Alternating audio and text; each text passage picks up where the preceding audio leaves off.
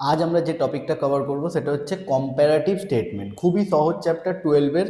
তো এখানে আমরা কি শিখব, ব্যালেন্স শিটের ডেটাগুলোকে কম্পেয়ার করব যে ইনক্রিজ হয়েছে নাকি ডিক্রিজ হয়েছে। অ্যান্ড ইনকাম স্টেটমেন্ট মানে প্রফিট অ্যান্ড লস অ্যাকাউন্টকেও আমরা কম্পেয়ার করব যে সেল ইনক্রিজ হলো না ডিক্রিজ হলো, cost of goods sold increase হলো না ডিক্রিজ হলো, ইনক্রিজ হলে কত পার্সেন্ট ইনক্রিজ হলো।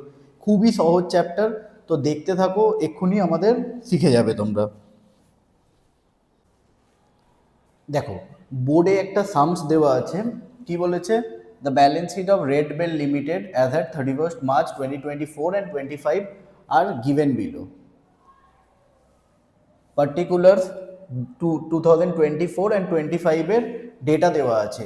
এইটাকে বলা হয় শিডিউল 3 ব্যালেন্স শিট। আমরা কোম্পানি ব্যালেন্স শিট এইভাবে করে থাকি, ওপরের দিকে লাইবিলিটিস লেখা হয় আর নিচের দিকে অ্যাসেটসগুলো লেখা হয়। তো ব্যালেন্স শিট কিছুই না, দেখে দেখে জাস্ট টুকতে হবে। তো share capital surplus, long term borrowing, short term borrowing, trade payable, non current অ্যাসেটে property plant equipment, non current investment, current asset, সব কিছুই দেওয়া আছে। তো চলে আসো, আমরা বোর্ডে চলে আসি, দেখি কিভাবে সলভ করা যায়। আমি অলরেডি এটাকে নোট ডাউন করে রেখেছি এখানে। তো ফরম্যাট কি হবে? Particulars 24, 25, absolute change and change in percentage. খুবই সহজ। যা ব্যালেন্স শিট দেওয়া থাকবে সেটাকে জাস্ট দেখে দেখে এখানে টুকে দিতে হবে। শেয়ার ক্যাপিটাল 2024-এ কত ছিল? 1,26,000। অ্যান্ড 25-এ কত হয়েছে? 1,44,900। তো কত টাকা বেড়ে গেছে সেটাকে বলা হয় অ্যাবসলিউট চেঞ্জ।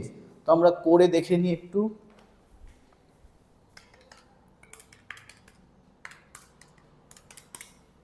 18,900 টাকা ইনক্রিজ হয়েছে। ইনক্রিজ হলে নর্মালি আমরা রেখে দেবো, কোনো ঝামেলা নেই। অ্যান্ড 40,000 ছিল 48 হয়েছে, তো 8,000 ইনক্রিজ হয়েছে। 1,60,000 ছিল 1,21,600 হয়েছে লং টার্ম বোরোয়িংস। তো এটা ডিক্রিজ হয়ে গেছে। ডিক্রিজ হয়ে গেলে আমরা ব্র্যাকেটে রাখবো, মানে কমে গেছে, মাইনাস ফিগার। 1,21,600 মাইনাস 1,60,000, 38,400। 45 ছিল 46 হয়েছে, মানে 1,000 ইনক্রিজ হয়েছে। 72 ছিল 60 হয়েছে, মানে 12,000 টাকা ডিক্রিজ হয়েছে। ডিক্রিজ হলে ব্র্যাকেটে রাখবো, ইনক্রিজ হলে নর্মাল লিখে দেবো। ব্র্যাকেটে রাখা মানে মাইনাস ফিগার। 4,43,000 ছিল 4,21,300, এটাও ডিক্রিজ হয়ে গেছে। করে দেখে নিই কত হয়েছে ডিক্রিজ। 21,700। তো সেমভাবে আমরা অ্যাসেটেরগুলোকেও সলভ করব। তার আগে দেখে নিই চেঞ্জ ইন পার্সেন্টেজ কী করে বার করে। চেঞ্জ ইন পার্সেন্টেজ বার করার ফর্মুলা আছে। ফর্মুলা কি আছে এটা তোমরা খাতায় নোট ডাউন করে নাও। চেঞ্জ ইন পার্সেন্টেজ ফর্মুলা হচ্ছে absolute change divided by previous year. PY মানে প্রিভিয়াস ইয়ার। আগের সামসে দুটো সাল ছিল 2024 অ্যান্ড 2025। তো তার ভিত্তিতে 2024 হচ্ছে প্রিভিয়াস ইয়ার। তো এখানে ফর্মুলায় ডেটা পুট করব অ্যান্ড ইজিলি বেরিয়ে যাবে। তো দেখি কিভাবে হবে। এখানেই সাইডে আমরা কোথাও সলভ করি। Absolute change 18,900 divided by previous year কত আছে ডেটা, শেয়ার ক্যাপিটাল 1,26,000। 1,26,000 ইন্টু 100 করলে কি বেরিয়ে যাবে? পার্সেন্টেজ বেরিয়ে যাবে। 18,900 divided by 1,26,000 into 100 which is 15%। আমি তো লেখার জায়গাতেই ফর্মুলা লিখে দিলাম, এখানে লিখে দিই 15%। তারপরেরটাও সেম হবে, 8,000 divided by 40,000 into 100 which is 20%। তারপরে কি আছে? 38,400 অ্যাবসলিউট চেঞ্জ ডিভাইডেড বাই কি হবে? 1,60,000, 24%। তো এটা ব্র্যাকেটে আছে, এটাও আমরা ব্র্যাকেটে লিখে দেবো। 1,000 ডিভাইডেড বাই 45,000, 2.22%। সরি, এটা ব্র্যাকেটে হবে না, এটা নর্মাল হবে। তারপরে 12,000 ডিভাইডেড বাই 72,000, 16.67%। তো এটা ডিক্রিজ হয়েছে মানে ব্র্যাকেটে থাকবে। টোটালটাও সেম ম্যানারে করে দেবো, 21,700 ডিভাইডেড বাই 4,43,000, 4.898%। এটাও ব্র্যাকেটে আছে, এটাও ব্র্যাকেটে রেখে দেবো। That's it, liability side complete. Same ম্যানারে আমরা অ্যাসেট সাইডগুলো করে নেবো। খুবই ইজি চ্যাপ্টার। এই চ্যাপ্টারটা থেকে অনেক কোয়েশ্চেন্স আসে, তোমরা ভালো করে দেখে নাও। 2.5 লাখ ছিল, 2,80,000 হয়েছে, মানে 30,000 ইনক্রিজ হয়েছে। পার্সেন্টেজ চেঞ্জ কি করে বার করবো? 30,000 divided by 2.5 lakh, which is 12%। 1 lakh ছিল, 45,270 হয়েছে, মানে কমে গেছে। 54,000 টাকা ডিক্রিজ হয়েছে, 54,730। এটাকে ব্র্যাকেটে রেখে দেবো। পার্সেন্টেজ চেঞ্জ কী করে বার করবো? 54,730 ডিভাইডেড বাই 1 লাখ ইন্টু 100, 54.73%। এটাও ব্র্যাকেটে রেখে দেবো।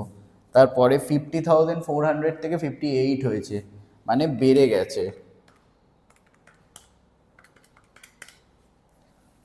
8,568 ডিভাইডেড বাই 50,400 ইন্টু 100, 17%। 42,600 ছিল, 37,000 হয়ে গেছে, মানে কমে গেছে। ডিক্রিজ হলে ব্র্যাকেটে রাখবো, ইনক্রিজ হলে প্লাসে রাখবো। তো ডিক্রিজ হয়েছে, কত ডিক্রিজ হয়েছে? 5,538 ডিভাইডেড বাই 42,600 ইন্টু 100, 13% চেঞ্জ হয়েছে। তো এটা ব্র্যাকেটে, মানে এটাও ব্র্যাকেটে। তো লাইবিলিটিটাই দেখে দেখে টুকে দিই, সেমই তো হবে টোটালটা।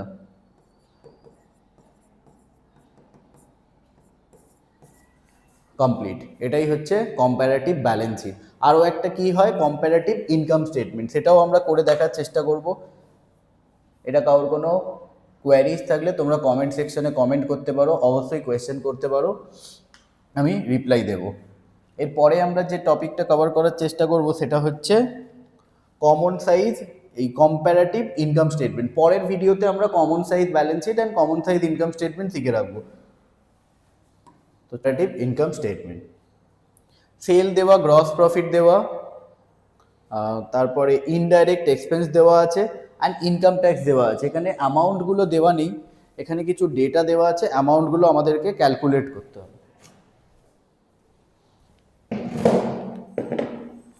সেল দেওয়া, গ্রস প্রফিটের পার্সেন্টেজ দেওয়া, ইনডাইরেক্ট এক্সপেন্স দেওয়া, অ্যান্ড ইনকাম ট্যাক্স দেওয়া আছে। আগেরটাতে যেমন অ্যামাউন্ট ছিল দেখে দেখে টুকে দিয়েছে, এখানে অ্যামাউন্ট দেওয়া নেই, পার্সেন্টেজ দেওয়া আছে। তো ঠিক আছে, ইজি আছে, আমরা দেখে একটু করে নেবো ক্যালকুলেট। তো ইনকাম স্টেটমেন্টেরও আমি একটা ফরম্যাট বানিয়ে রেখেছি যাতে ভিডিওটা আননেসেসারি লেন্দি না হয়। কম্প্যারেটিভ ইনকাম স্টেটমেন্ট ফরম্যাট কী হবে? সেম, পার্টিকুলার যা সাল থাকবে 24-25, absolute change and change in percentage. তো এখানে আমি সেলটা লিখেছি, প্রথমে ভেবেছিলাম সলভ করে রাখবো, তারপর ভাবলাম না, তোমাদের সামনেই সলভ করি।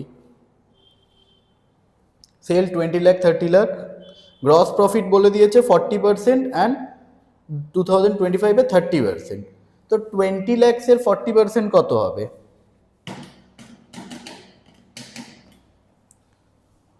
8 লাখ, সরি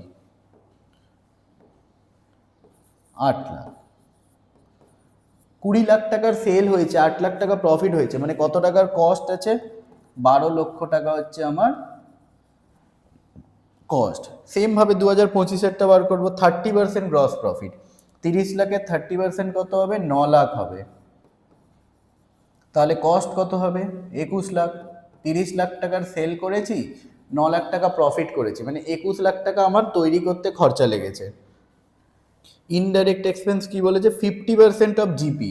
জিপি হচ্ছে 8 লাখ, 8 লাখের 50% কত হবে? 4 লাখ। তাহলে প্রফিট বিফোর ট্যাক্স কত পড়ে থাকবে? 4 লাখ। সেল থেকে কস্ট অফ গুডস সোল্ড বাদ দিলে পড়ে থাকে গ্রস প্রফিট। গ্রস প্রফিট থেকে ইনডাইরেক্ট ট্যাক্স বাদ, ইনডাইরেক্ট এখানে ট্যাক্স লেখা, এটা ইনডাইরেক্ট এক্সপেন্স হবে। ইনডাইরেক্ট এক্সপেন্স বাদ দিলে পড়ে থাকে প্রফিট বিফোর ট্যাক্স, সেখান থেকে ট্যাক্স বাদ দিলে পড়ে থাকে প্রফিট আফটার ট্যাক্স। তো এখানে ট্যাক্সের রেট কি বলেছে 50%, তো 4 লাখের 50% কত হবে 2 লাখ। প্রফিট আফটার ট্যাক্স কত হবে 2 লাখ। ইনকাম স্টেটমেন্ট কমপ্লিট 2024-এর। 25-এরটাও সেমভাবে করব। ইনডাইরেক্ট এক্সপেন্স কত বলেছে 40% অফ জিপি। 9 লাখের 40% কত হচ্ছে 3,60,000। তাহলে প্রফিট বিফোর ট্যাক্স কত হচ্ছে 5,40,000।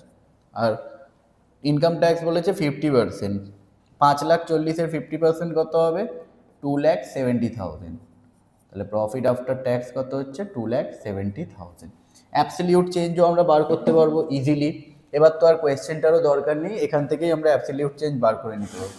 20 লাখ ছিল 30 লাখ হয়েছে, 10 লাখ টাকা বৃদ্ধি পেয়েছে।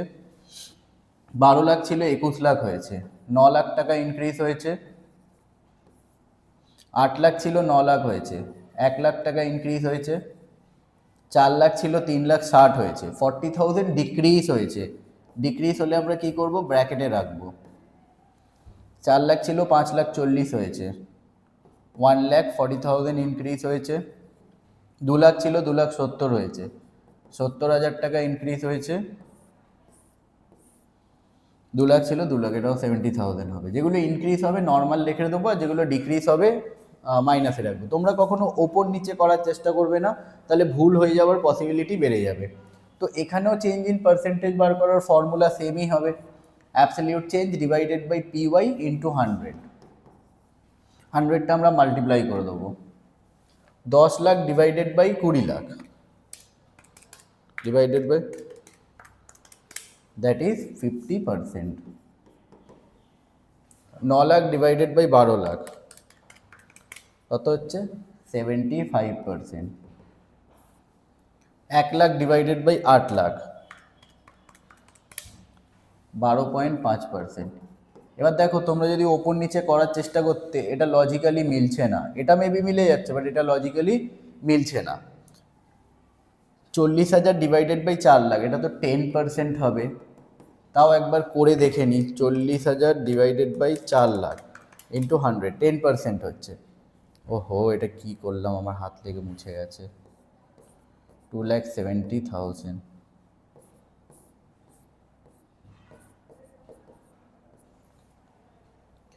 তো 1,40,000 divided by 4 lakh 35%। 70,000 divided by 2 lakh 35%। 70,000 divided, এটাও 35% হবে। এই হচ্ছে comparative balance sheet and comparative income statement, that's it, complete. Heading কি দিয়েছি এখানে কম্পারেটিভ ইনকাম স্টেটমেন্ট, আগেরটা কি হেডিং ছিল কম্পারেটিভ ব্যালেন্স শিট। পরের ভিডিওতে আমরা common size income statement and common size balance শিটটা কভার করার চেষ্টা করব। সাবস্ক্রাইব করে দিও ভিডিওটা ভালো লাগলে, অ্যান্ড যদি তোমাদের কোনো কোয়ারিজ থাকে কমেন্ট সেকশনে অবশ্যই জানাও। Thank you.